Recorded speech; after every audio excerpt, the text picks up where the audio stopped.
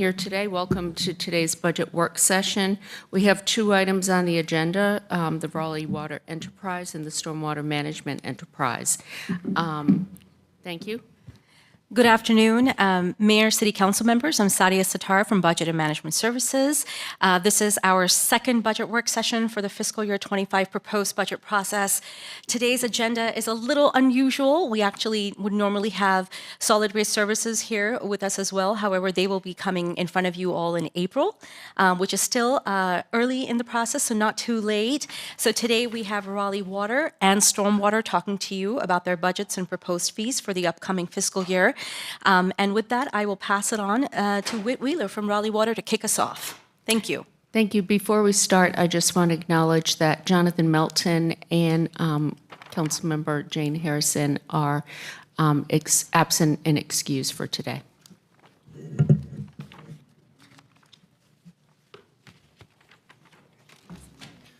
Good afternoon, Mayor and City Council.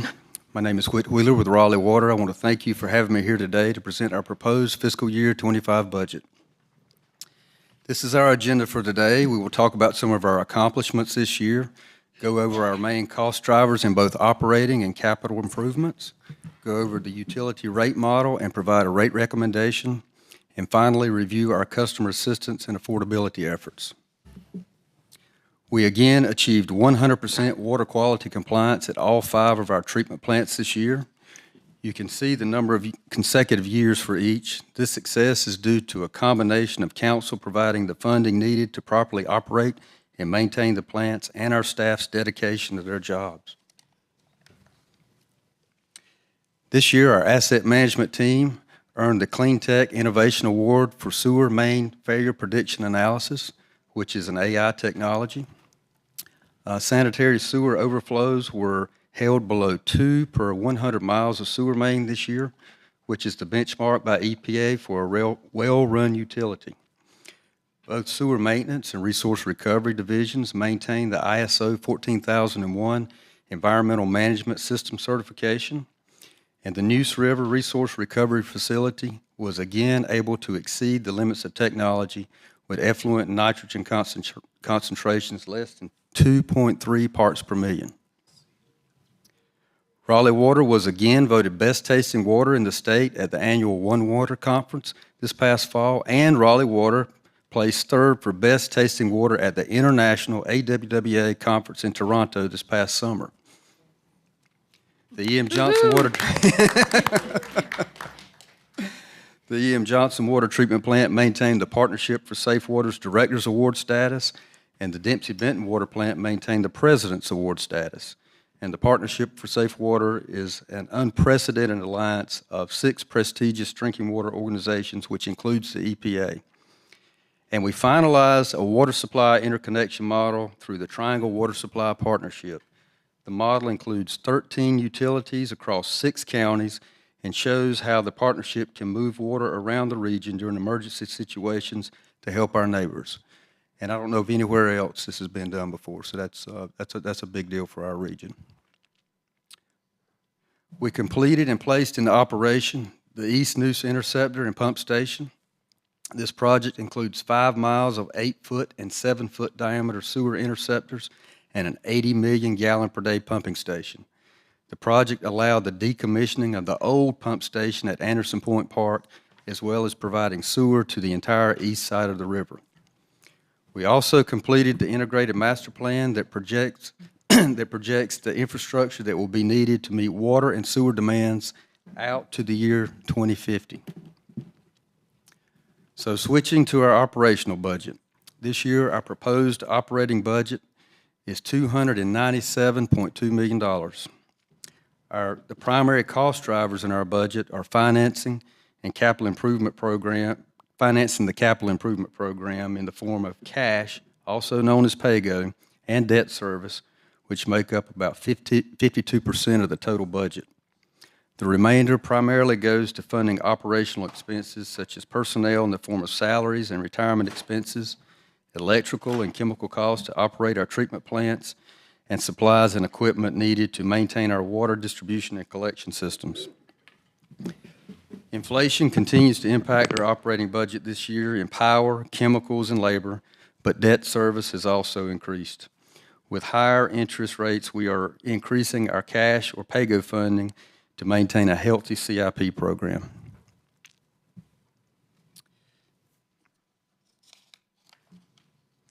Our expenses are basically broken down into three buckets. Operating expenses, represented by the blue bars across the bottom. Debt service, which are our annual principal and interest payments, represented by the green bars in the middle. And pay-go cash for capital improvement, for capital projects, represented by the gray bars across the top. This chart shows how our three cost buckets have changed over time. And the big change over time has been in pay-go funding for capital projects. Pay-go has increased most significantly since 2015, when we started implementing the infrastructure replacement charges on the utility bill. And maintaining the financial metrics has also been a reason for generating pay-go funding. Our 10-year capital improvement program is approximately $2.2 billion. And this chart shows the breakdown of the CIP in the major categories. Our pipe replacement costs account for 35% of the CIP. Water treatment plant expansions, primarily at E.M. Johnson, represent about 28% of the CIP. Wastewater pump stations, about 15%. Wastewater treatment improvements, about 12%. And all other projects, including operating software, facilities, and resiliency projects, make up the remaining 10%. Some of our major CIP projects include the Durant Road water transmission main, Lake Benson and Lake Wheeler Dam improvements, the Mine Creek, Upper Pigeon House Creek, and Neuse River twin 72-inch sewer interceptors are all projects to replace aging critical infrastructure totaling over $124 million.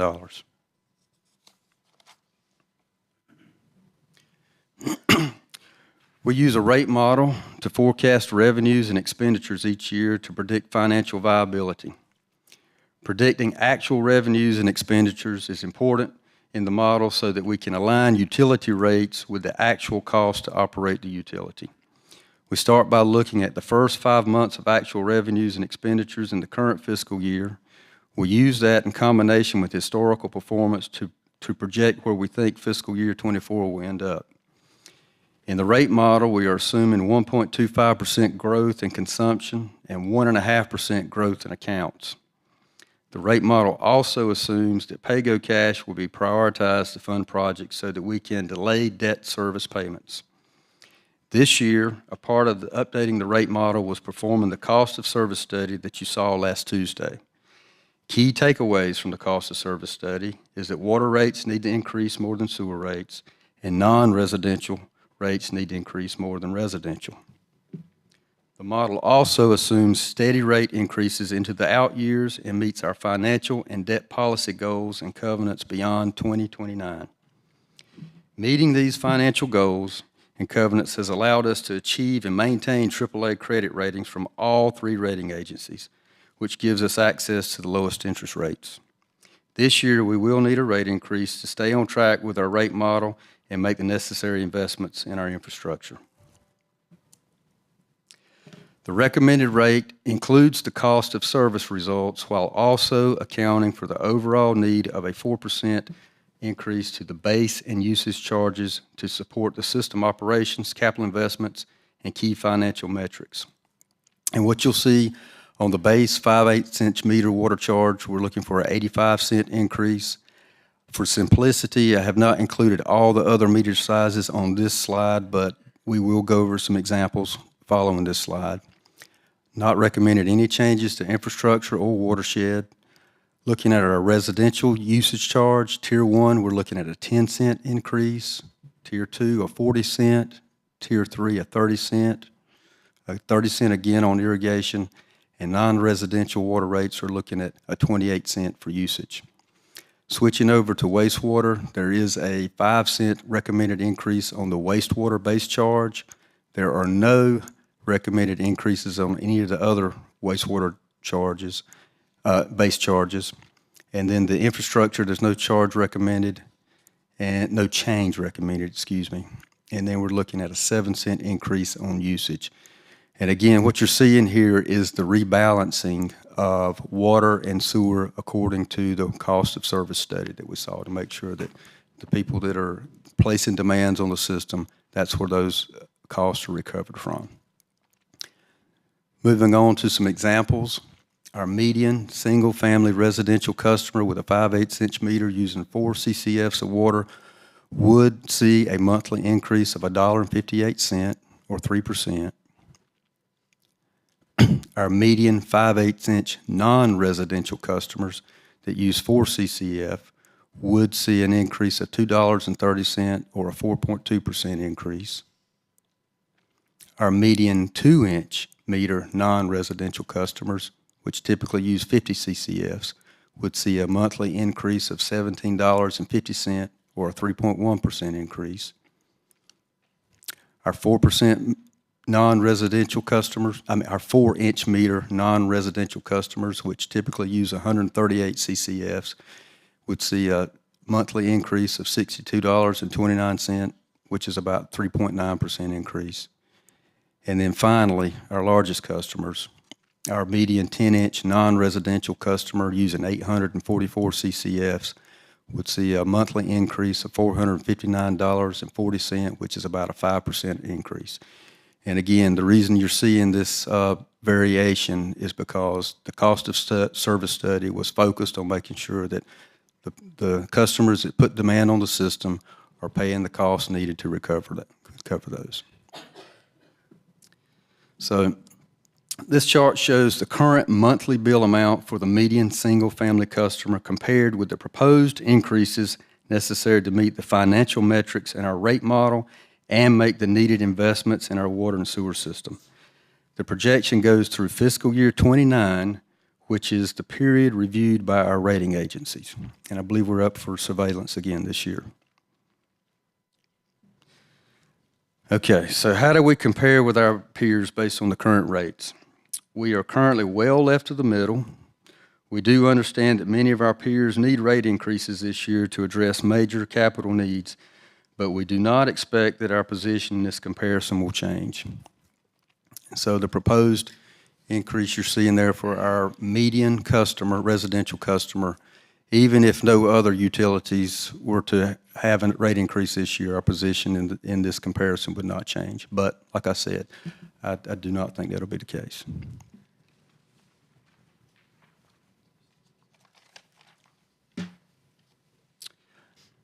As you saw during last Tuesday's council meeting, Raleigh Water is working on the second phase of our affordability study in order to find ways to improve the effectiveness of the program.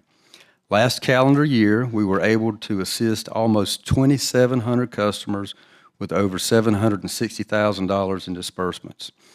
And thanks to help from the Low-Income Household Water Assistance Program, we expect to have sufficient funding through the end of fiscal year 25 for this program.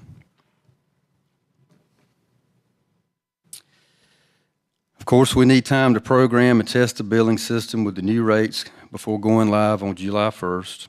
We also like to use this time to inform our largest customers so they can budget for next year. And since voting is not typically done during the budget work session, this is where we see if there's general consensus that can begin that process with the understanding that the final rate approval will occur with the adoption of the city's fiscal year 25 budget. And with that, I'll be happy to field any questions or take any comments. Do we have any questions for Whit? Councilmember Branch? Definitely. Thank you for the information. As far as the customer assistance program, have we projected out with these increases what percentage of residents of those needing assistance may increase? Yeah, based on the affordability study, there's not a noticeable, discernible change in the affordability metric because of the, we're looking at $1.50, $1.58 increase. So it's an estimate, but it's not. It's in the margin of error, if you will. So there's not a general change. And so when we're looking at the funding for that program, again, thanks to the federal funding we received last year, we believe we've got funds to go through fiscal year 25. at the end of fiscal year '25, we may have different discussions, but our projections now, we think we'll, But as far as the number of people and of customers, do you expect an increase based on any trends? Because we've been doing this program now for what, 3 years? affordability study? Yeah. Yes, yes. Not based on the numbers we have. I mean, it's not enough to move the needle, if you will. It's still an estimate of what we think's out there. So it's, again, we think it's in the margin of error. Okay, thank you. Yeah, thank you. Any additional questions? Councilmember Jones? Thank you so much, and congratulations on such a great year. So proud of all the work you guys have done. Thank you. So thank you. I had just a quick question about the increase. Does it cover, since you are an enterprise, and maybe I just need to understand it better, does that cover what you pay employees to, or is that Yes, it taken does. care of under the general fund? No. That's salaries and retirement, all of that is covered by the enterprise fund. And this rate increase, does this help attract new employees to your, like, how is your vacancy rate? How is that? Does this contribute to getting more employees? Well, we're doing a pay and classification study that you're aware of. And so our rate, our pay grades are consistent with the rest of the city. To answer your question is, yes, it does help. But it will be some time before, I guess we've got another year and a half, maybe. Another year. Yeah, another year before that we know the results of that study. Until that time, we'll be working within our existing pay bands, but we don't expect to have an issue there. So then this increase is helping the CIP funding like you talked about, and that's going to put it in those buckets, but not necessarily in, because we're doing this pay study for another year, in the employee benefits and pay bucket. Well, it does. It is projected to cover all of our salaries and Right, as it currently stands. stands. And quite frankly, we've got a vacancy rate now, and we actually discount our rate model based on vacancy rates, realizing that it's going to take some time to come out of that. So, What is your vacancy rate right now? last I checked, it was right around 15%. It hovers sometimes up, sometimes down, but we're working on that. Okay, thank you so much. Thank you.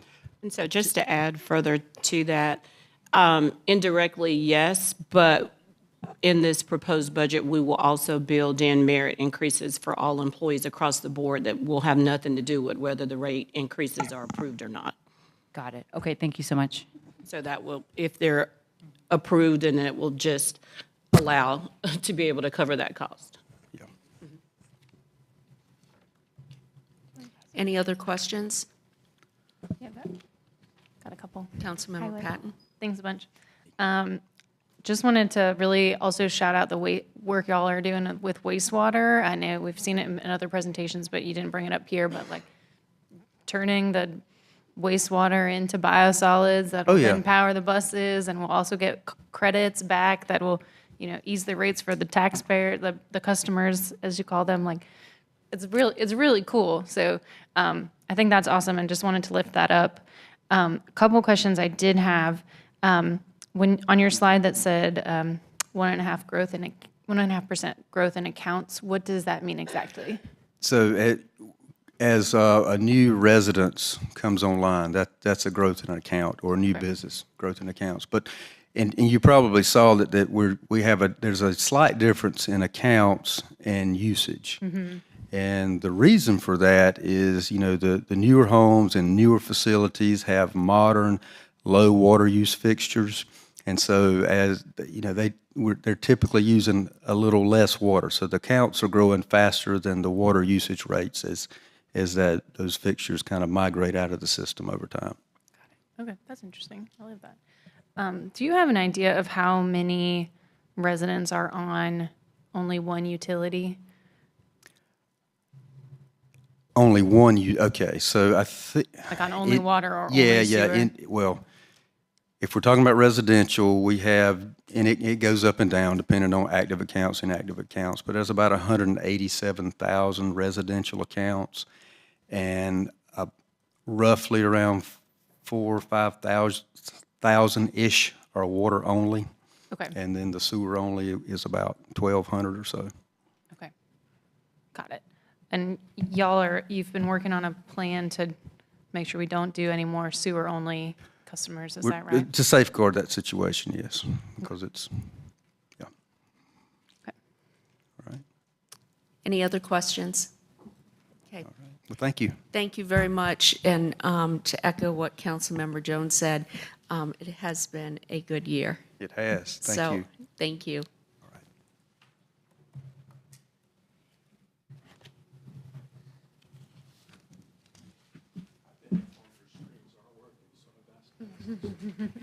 Yeah, we think we had an issue, power went out for a little bit temporarily this afternoon, and so we're on backup generator now, and I think that might have done a surge on the television. That one's connected different kick it than old those. school. Yeah.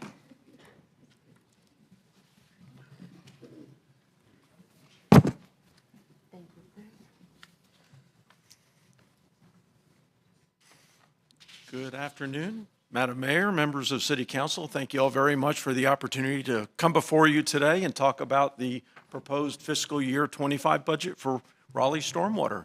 My name is Wayne Miles. I'm the Stormwater Manager in the Engineering Services Department. And I would like to start off by reviewing our mission. I think it helps with the context of the rest of the presentation. Our mission is to manage stormwater to preserve and protect life, support healthy natural resources, and complement sustainable growth for the community. And as you know, Raleigh is a growing community. And between the growth that we're experiencing and climate change, which we are seeing the evidence of more intense rainfalls, more frequent rainfalls, between those two, our stormwater challenges continue to grow. And we're working hard to meet the needs of the community while working through those challenges. And it takes a village, it takes a group, it takes support from City Council, from the city management team, from the Stormwater Management Advisory Commission, our 10-person stakeholder group that permanently helps guide us in terms of policies and priorities. And of course, the entire stormwater team that work hard every day to serve the community, to help protect us and make us more resilient. And our vision is to be the smartest stormwater program possible to economically and equitably achieve our mission. In short, to be stormwater smart. And we apply that stormwater smart philosophy to everything we do. And there's many, many different elements of the stormwater program. Engagement and outreach is a huge part of what we do. We help try to make our community smarter about how to prepare for storms, what to do in the event of flooding or hurricanes. And we interact with them to help understand what their needs are and what they are seeing during rainfall events. That's a huge part of what we do. And then we have our financial analyses, our drainage assistance programs, our watershed and asset management, our operations and maintenance. All these pieces need to work together seamlessly, need to be collaborative in terms of sharing information, as well as being collaborative with other departments that we team with the Transportation Department, Parks and Rec in particular, Office of Sustainability. It's really important that we work hand in hand so that we can meet multiple goals at once as we're implementing our projects and programs. And our challenges continue. Flooding is an issue, oftentimes with legacy development that was put in place before our stormwater development regulations were there, before our floodplain regulations were there. We're still dealing with that type of development. Aging infrastructure. We have underground infrastructure that's more than 100 years old that continues to decay, and we need to get our arms around and put programs in place to handle that. As well as water quality is an ongoing issue, whether that be streams, erosion, other water quality issues. And thankfully, we have many solutions to address these issues. Floodplain regulations and warning systems, a big objective there is, as I mentioned, to keep the public safe, improve our resilience. We do projects to increase the capacity and the structural integrity of our stormwater system, as well as we're very proud of what we're implementing related to green stormwater infrastructure that helps water quality and also helps our community be more resilient. We continue to work smarter with our stormwater programs and how we implement those.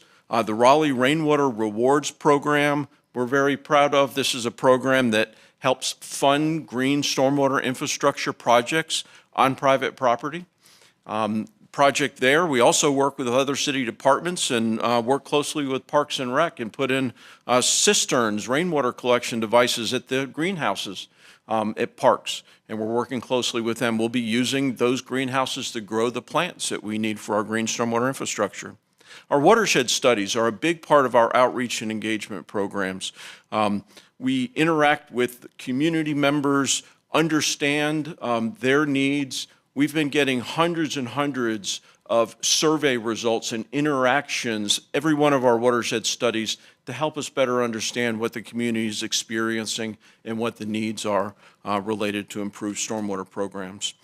We're focusing very much on operationalizing equity and are proud of what we've been doing there. We've implemented a new R3 subsidy program that provides up to 100% of funding to build green stormwater infrastructure on qualifying residents. And then finally, the drainage assistance and stream stabilization programs as well. We're very proud of. That helps residents address issues that they're seeing related to flooding, aging infrastructure on their own programs, on their own property. And then we also do workshops, as shown in this picture, helping the community understand what it takes to actually do stream stabilization work on their properties as well. That's in partnership with NC State to do those workshops, and we've done a couple dozen of them in the last couple of years. Very popular programs. Our capital improvements projects help Raleigh be more resilient in many ways, addressing flooding, making dams that are owned by the city safer and meeting dam safety regulations, aging infrastructure issues, a number of water quality issues, and green stormwater infrastructure. And as I mentioned, our drainage assistance and stream stabilization programs really cover across the city the issues that we're finding. And then the bolder lines outlined in purple are where we're specifically doing watershed studies right now. That helps drive our capital improvements project and priorities in those areas and get more information from the public on the issues that they're seeing. And we will be continuing to expand and move those programs throughout the city as well. And we're leading by example in our green stormwater infrastructure policy. Thanks to Madam City Manager and the management team for supporting this policy, which will allow us to look at implementing GSI on every city project that disturbs land. And there's funding in this budget, has there been in the past, to help supplement those city projects to implement green stormwater infrastructure above and beyond what's required to meet regulatory needs. Again, to lead by example, make Raleigh more resilient. A great example is the Dix Park Gibson Play Plaza project that's under construction right now. We provided supplemental funding to build stormwater bioretention to treat the runoff from the stormwater from the parking lots in that project, as well as a constructed wetland in that project to help protect Rocky Branch and Walnut Creek. And parks are a wonderful way from an outreach and educational standpoint. We always have signage, we have educational opportunities to teach the community about the benefits of these types of projects as well. We're also being smarter about our maintenance program. Our partners over in Raleigh Transportation, the Stormwater Maintenance Group in the Field Services Department, the changes they have gone through in the last 5 years are really transformational in terms of integrating with our condition assessment, asset management program. 5 years ago, only 10% of what they were doing was preventive. They were responding to complaints primarily and going out and fixing problems. This last year, they're over 90% preventive maintenance. So they have an inspection program. They find the problems before they get complaints and proactively do that cleaning, fix the issues. It's really been huge. That helps save efficiency. We can plan the maintenance better. We can schedule it better. We're not driving all over the city just to fix problems. And so it really makes this program much more effective and much more efficient. So how do we pay for these programs? There's really two classes in the Raleigh stormwater fee system. There's the residential rates, and that's the table that's shown on this slide. There's 4 tiers. Most of our community falls in what's called Tier 2. And that's based on a study that was done when we set up the utility. Impervious area of about 2,260 square feet is the median. And our monthly rate is set based on that median, and that's $7.36. So that's what most residents pay. Commercial rates are based on proportional impervious area, so larger parking lots and building tops. We actually use aerial photography. We measure the impervious area, which is includes sidewalks, driveways, parking lots, buildings, and then we divide it by that 2,260. That's the number of ERUs, and then the charges are in proportion to that. I'll go through an example of that here in just a moment. Here's what those fees have looked like over time. We set up our stormwater utility in 2004, so this is our 20th anniversary of having a stormwater utility as of March 1st. The first 13 years, we left the fee the same at $4 per equivalent unit per month. We had an increase in FY17, left it the same for a few years, and then we had some fairly significant increases in 21 and 22, and that's really allowed us to step up our level of service, increase several of the programs that I've mentioned in terms of watershed studies and asset management, investments in transforming that maintenance program to a more proactive and inspection-based program. And so now lately we feel like we're in a much more gradual, modest level of service and increased program the last several years. This year, what we are proposing is another fairly modest increase, a 29-cent per month per single-family equivalent unit increase. That would raise that monthly fee from $7.36 to $7.65 per month. And you can see the impact from our budget. Now, those budget numbers, if you do the calculations, similar to Raleigh Water, we do have growth, and there's growth in impervious area in Raleigh. So that increase, that generated revenue is not only from the fee increase, but there is an assumption of about 1.5% of increase in impervious area built in as well. And here's the breakdown of the proposed budget that we would put in place. And the bar to the right shows both our operational costs in green at the lower bar. That's about $25 million. And then $13.9 million is our capital improvements plan budget for a total of just under $39 million. And at this point in time, we only have a pay-as-you-go capital improvements budget. So we only have money that we get this year, and that's what we spend. We're about to transition into using debt service, and I'll talk about that in a moment too.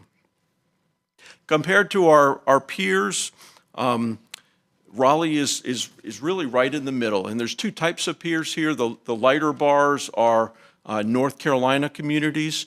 The bars that are in blue are southeast cities with stormwater utilities in the U.S. And we have seen a number of cities, the ones that are outlined in the green boxes, have had rate increases this past year. And that average rate increase was 15.2%. There's a lot going on in the stormwater business right now.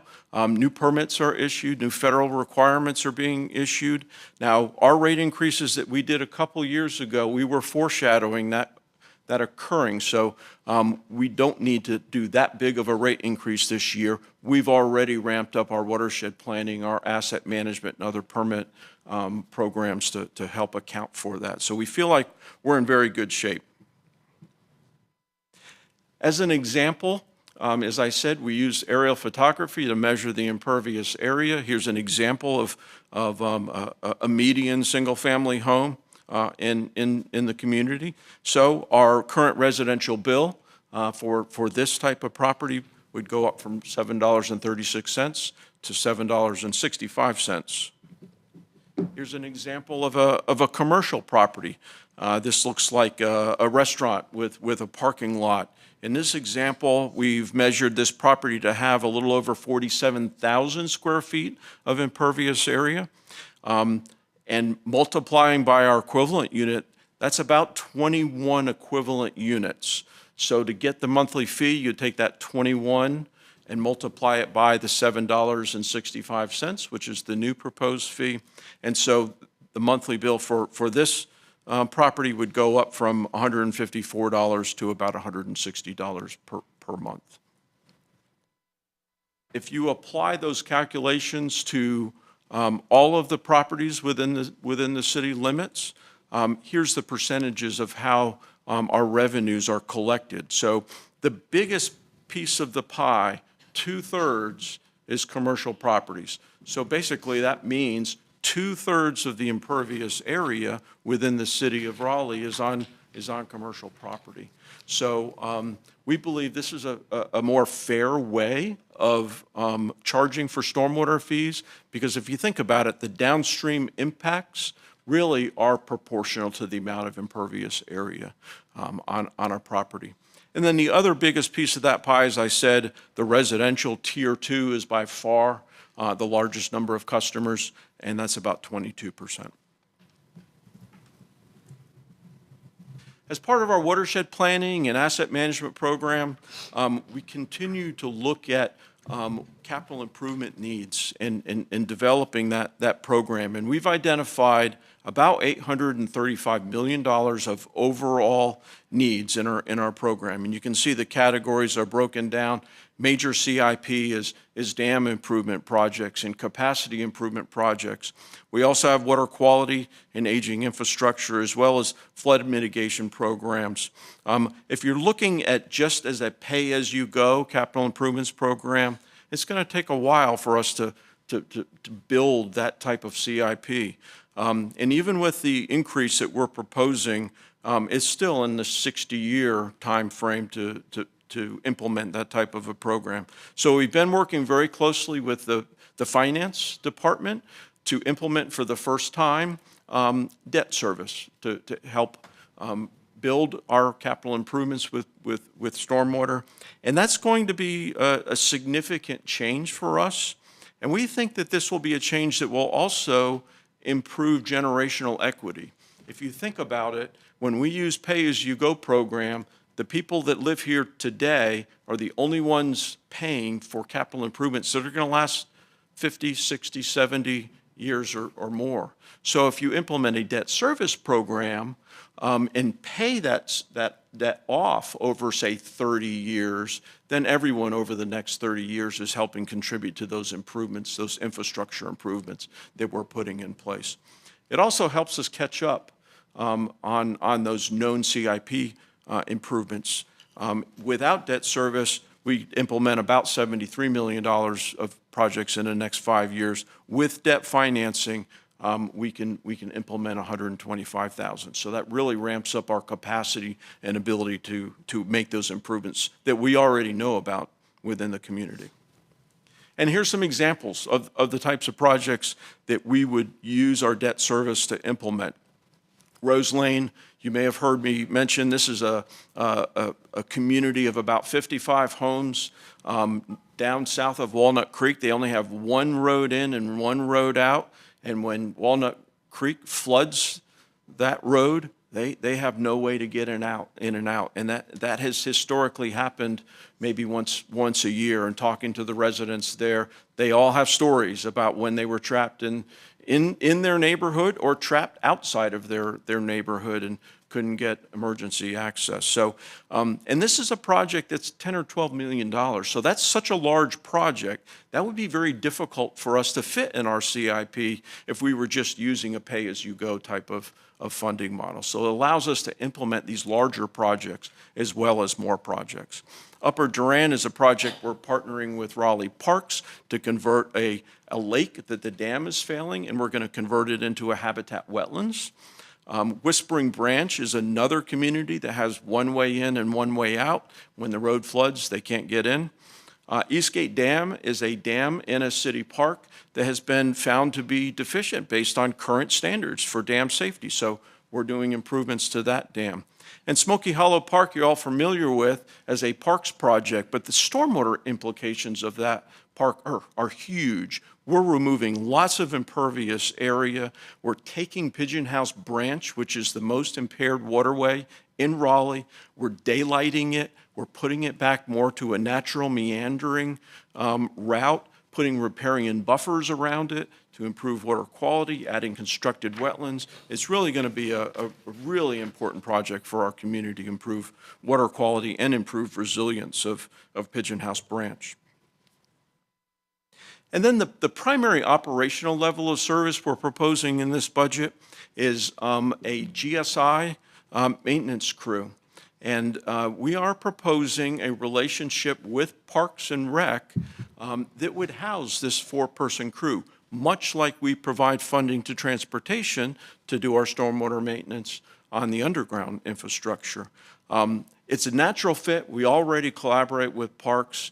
They help us with maintenance on our stormwater control measures. They have the expertise. They have the horticultural background. They understand the plant. So we think this is a natural fit to house this crew within parks, and they're very excited about this opportunity, as are we. And with our GSI policy in place now, we trust and hope that green stormwater infrastructure will really increase significantly on city properties, and we need a maintenance team to do that. Otherwise, we will be contracting that maintenance out as we do now. So we believe investing in this in-house crews to do that city-owned maintenance will really save money over time and improve our expertise as well. So similar to the Raleigh water recommendations, they do our billing, so our recommendations are very, very similar to theirs. It would be beneficial to be able to begin programming of the billing system to make sure it's in place if and when the final budget is passed. We also follow the best practice lead that Raleigh Water has of notifying our largest customers to give them a heads up on billing. But of course, as Mr. Wheeler said, the final budget approval will come with the overall FY25 budget proposed by the city manager. At this point, I'd be glad to take any questions you may have. Thank you for your time. Okay, what questions do we have? Councilmember Patton? I got some. Thanks, Wayne. Is stormwater only an enterprise, or do you get general funds also? We do not get general funds. The only other source of revenue that we have is permit fees primarily. When developers put permit applications in, erosion sediment control, grading permits, plan review permits, there are fees associated with that. So that's less than 5% of our overall budget, though. Got it. Okay, cool. And then in your scenario, you showed us the pie chart and 2/3 of it is commercial. In that scenario, were apartments counted in the residential count or in the commercial count? Apartments are considered commercial in that scenario. And so most apartments are billed to the property owner. Now, where individual condos or something may have individual water bills, we are able to break it up if they would like for it to be billed that way. Okay. And then it would just be the total fee divided by the number of units for that property. Got it. Okay, cool. I think that's all I got for now. Thank you. Councilmember Jones? Thank you so much. I have a few questions. Kind of tagging on to Councilor Patton, in that 2/3 chart, the commercial, is everyone in that 67% paying the tier 2, 736, or is it varied? Everyone in Tier 2 pays the same amount, And that $7.36. Yes, that's correct. And in that chart that has 2/3 of it going to commercial, is that all tier 2? Does that make No, the commercial, the commercial, recall the example, we actually measure the impervious area, divide by that equivalent unit. So Got it. every, Okay. every bill for a commercial is customized based on their actual impervious area. Awesome. Thank you for the clarification. I'm not sure if this next question is for you or maybe budget, but when you're saying that we're going to add this debt financing model that we haven't before, I see that adds about $52 million to our, what does that do to our bond rating? So the bond rating is something we have not done yet. Stormwater, and I'll be glad if Allison wants to jump up, Stormwater will get its own bond rating based on when it's time for us to issue our bonds. And that will be based on similar parameters to what Raleigh Water does. Good afternoon, Allison Bradsher from Finance. That was a great explanation, Wayne.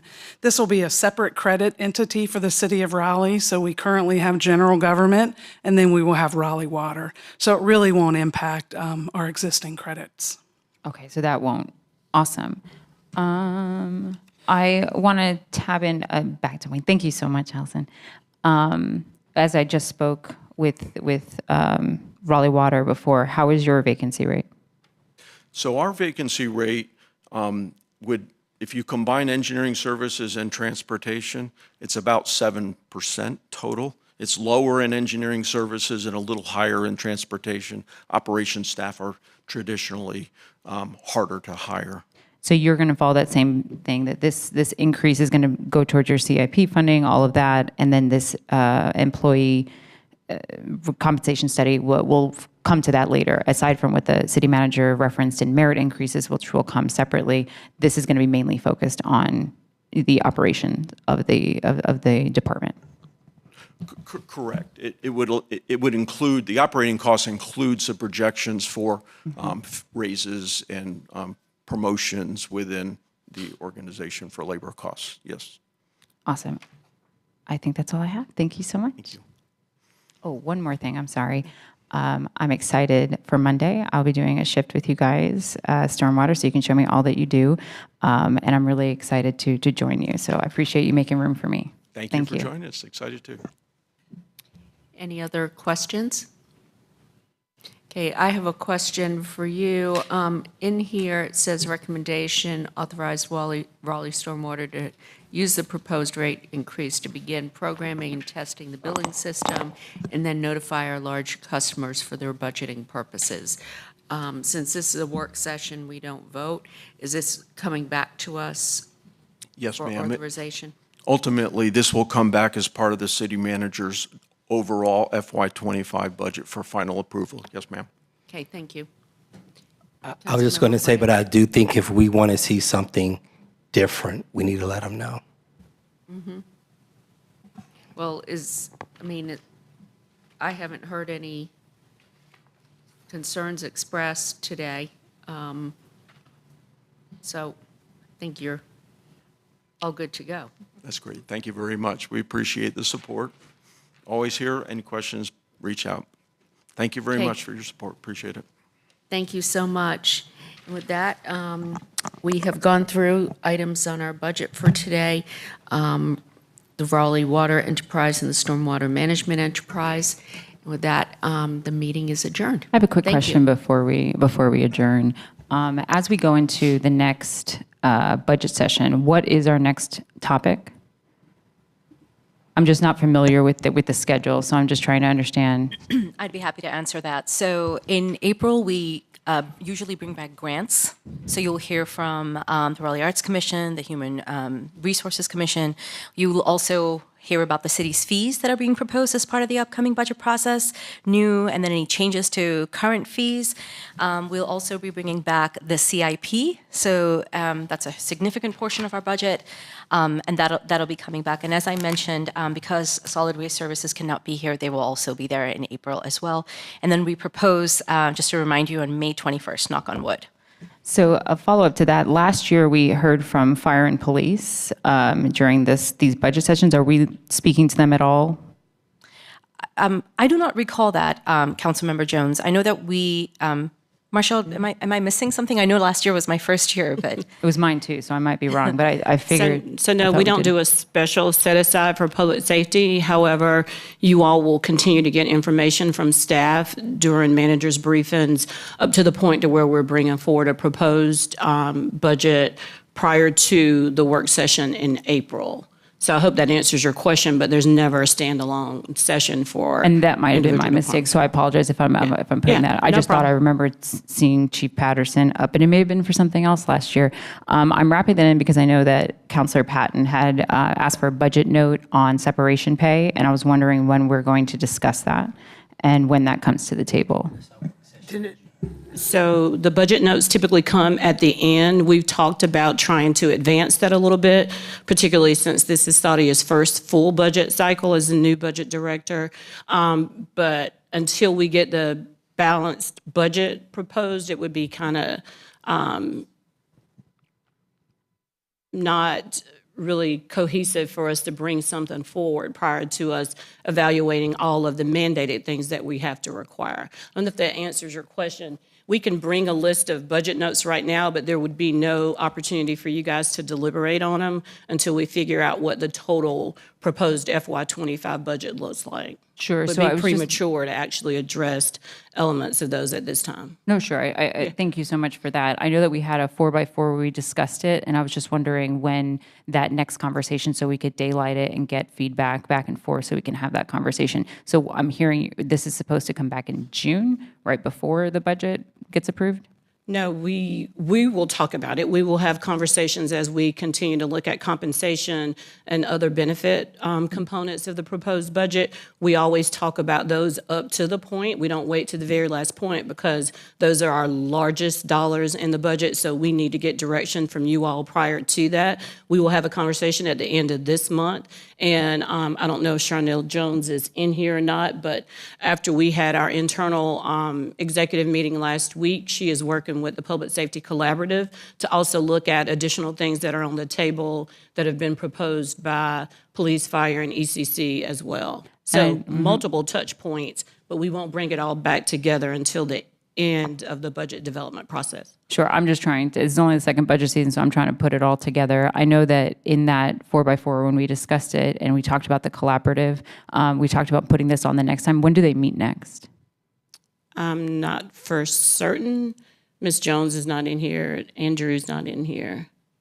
But just for my clarity, there are representatives from public safety, part of the collaborative, voicing the thoughts and opinions of the employees. It is solely comprised of public safety employees. Okay. Yes. Only public safety I employees. wanted to be, Excuse me, Councilmember Fort, you had your hand raised, so. what I want to say, I think we have to work more collaboratively with the staff and make sure people are prepared for these conversations and not just kind of bring them up and folks are not present, like Charnel's not here. I know she presented to us during the first. Yes. And I was late that budget meeting, but I'm not sure all that was covered. But I know she covered some of these issues already during a previous work session, but it'd probably be better for us, as council members to make sure we give staff an advance notice that we're going to bring these topics up so they're prepared to answer our questions. That's all I was going to say. Well, since this wasn't on the agenda, we actually veered off agenda, which I wasn't sure that's what you were going to do, but I would have adjourned the meeting because it's not on agenda. So I still have some clarifying questions. For those of us who are interested, Councilmember Black, what are the clarifying questions related to? what Marshall was just talking about. Okay, those items were not on the agenda. So can I And not talk about The protocol them? is, no, it's out of order. I let the question continue, but if you have a couple of questions, fine with that. But I know there's also something going on at 5:30 that people need to get to. I would just like to jump in and say, it would probably be helpful if y'all, as council members, email the county manager and her staff, and maybe we just add this to it. City manager. I'm sorry. I don't want to. Yeah, David doesn't want to hear about this. Sorry. the city manager, her staff, the city attorney, whoever needs to be involved. And then, if we can work it in as a topic for a future work session or something, I just feel like I don't want, staff to kind of be put on the spot to try to answer questions when this wasn't something that they prepared for today. I don't know that you're prepared to answer all of these questions. And, like you said, Ms. Jones isn't here. She's an HR person. There are people who are not present that probably would have some of the answers. And so could we agree that y'all would just kind of get your questions to folks, and then we try to do another work session or do whatever to answer the questions, but in a way that staff is prepared to address it, and it's not kind of willy-nilly and folks aren't ready? Yeah, I will just clarify that this was not an answer Excuse to me. get a question. I was just wanting to get the timeline of what, because I don't know what we're talking about next in an order. So I didn't know until Thursday they were talking about this today. So I'm just trying to find out at what point we're talking about it. So there was no expectation Councilmember Jones, of can we answers. get back to Councilmember Black? Do you want to ask a couple of questions? Yeah, I only had one question. Okay. So my clarifying question was based off of the back and forth between Councilmember Jones and the city manager. For those of us who are interested in moving something like separation pay forward, you said it wouldn't be able to come back until June. Is that like June? Yes, because you don't opine on an element of the budget until you adopt the full budget, right? Okay, I just So wanted you to can know. Just the 'cause voice or I wasn't articulate sure. general support or Yeah. direction all up to June, which we will have multiple touch points that won't be at this table, that we will talk about different elements of the budget. So there will be plenty of time to have those conversations. And if it's about daylighting it, you just don't lift up one out of hundreds of pieces of the budget to make a decision on until you get the full picture, if that makes sense. Yeah, I just was confused by the back and forth. So I just wanted to have that clarity for myself. No Thank you. worries. And again, you remember the first budget work session that we always roll out with, that is benefits and compensation. And that is quite frankly because it is the largest component of our total $1.4 billion budget every year. That is the one that if we have to make some changes in the way of pay, compensation, and benefits, it requires plan changes. And so that is the first one. We'll bring it back when we put the whole budget together. We put it together in sections. And so it's not fully baked right now, and it won't be, we have our first kind of putting it together all together tomorrow, right? Correct. That is absolutely So correct. you will get a touch point at the end of this month in the manager's briefing, and we will continue to bring information back of the other elements and other departments that you haven't seen. Okay, thank you. With that, the meeting is adjourned. Thank you. Thank you.